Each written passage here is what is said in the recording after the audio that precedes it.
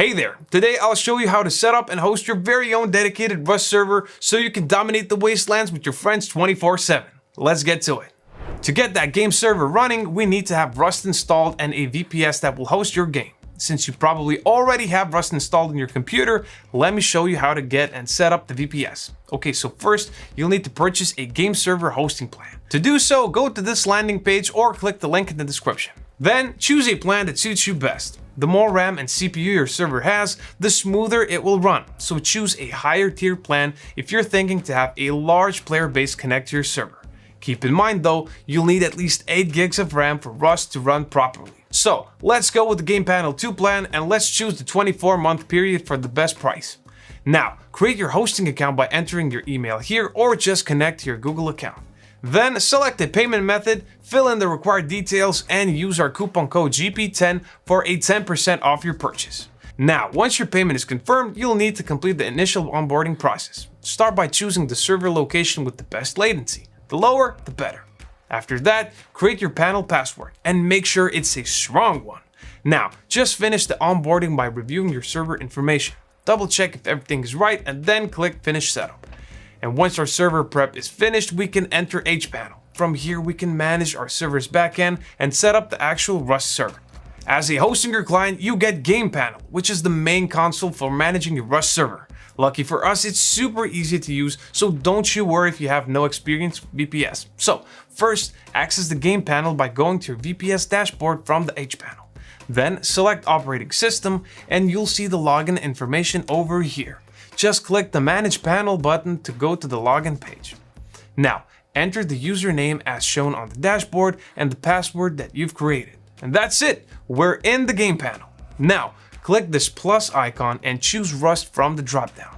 Then, give it a name if you want, set how you want it to start after installing, and finish by clicking Create Instance. Once that is done, hit Manage to open your Rust service directory. Now, click the configuration menu and select Rust. Here, you'll see a bunch of settings like your map, server name, and more. You'll also find the PvE toggle over here, which will disable all PvP combat if that's what you're into. So feel free to customize anything you want, and once that is done, enter the console page to start the server. Don't worry if you see an error message that Rust is not installed. It will begin the installation from the backend. Then you'll have to wait for a download, which should be done when you see this line. Click Start once again and your status should be running. Now, copy your IP address from the status page and open Rust on your computer. Then, press F1 to turn on the console, insert client.connect and paste your IP address here to connect your Rust server. And that is it. Now your server is up and running, ready to be joined. But you probably want to make yourself an admin in-game first, right? So, let me show you how it can do that. As an admin, you can run commands that are crucial for management, like banning or kicking players, teleporting, spawning items, or writing server-wide messages. It's worth noting though that there are two main admin ranks, owner and moderator. The owner is the top tier admin with complete control for all admin commands like promoting other players to admin or moderator roles. Meanwhile, a moderator can run admin commands but can't give out admin rights to others. So, to add yourself to the admin group, go to the server console in the Game Panel and insert the owner ID command followed by your Steam ID and Steam nickname in quote marks. If you want to make someone else a moderator, you'll need to insert the moderator ID command followed by their Steam ID and Steam nickname in similar order. And now just finish by saving your server configuration with the right CFG command. This will make sure the server remembers the assigned roles once you restart the server. And that's all there is to it. Now you're a proud owner of a Rust server of your own.